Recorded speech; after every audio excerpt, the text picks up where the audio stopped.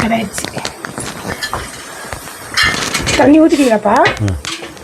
Idli hot box வந்து இட்லி எடுத்துக்கோ. என்ன ஹாட் பாக்ஸு? இது தண்ணி தரீங்க.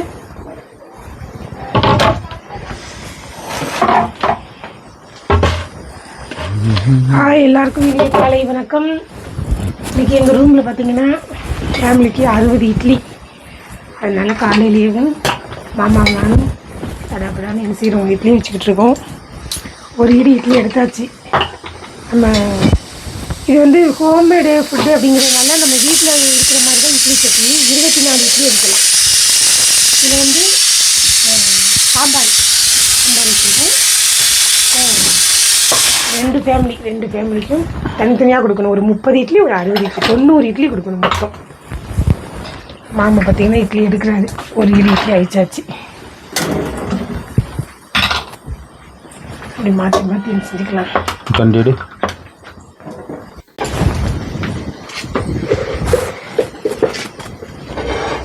நாங்கள் இதை தூக்கி வச்சுட்டு இதில் 10 தோசைக்கு மாவு கரைச்சி தரேன். அதை ஊற்றுவோம்.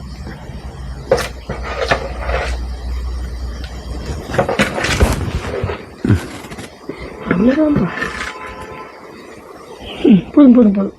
போதும்.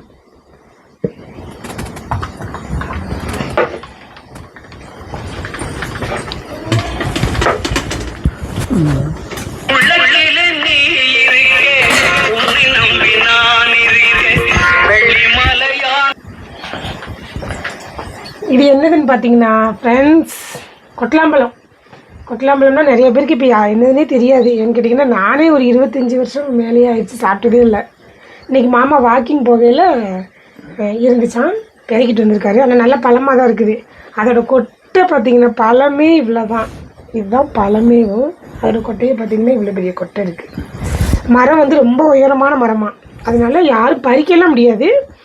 கீழே விழுந்து கிடந்திருக்கு, பழுத்து கீழே விழுந்திருக்கு. மாமா வாக்கிங் போகையில் எடுத்துகிட்டு வந்தார். நல்ல இனிப்பாகவும் இருக்குது, நல்லா இருந்தது. கொட்டலாம்பழம்லாம் ரொம்ப உடம்புக்கு நல்லது. அதனால் அதுவும் இல்லாமல் இங்கே கேரளாவில் மட்டும்தான் அந்த பழம் தெரியும். தமிழ்நாட்டிலலாம் இருக்காமாம்மா. தமிழ்நாட்டிலலாம் இது கிடையாது.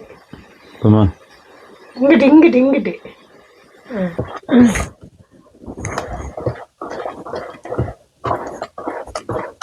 ஒரு வழியாக எல்லாருக்கும் ஃபுட்டு கொடுத்தாச்சுன்னா 60 இட்லி கொடுத்துருக்கோமோ, 90 இட்லி கொடுத்துருக்கோம்.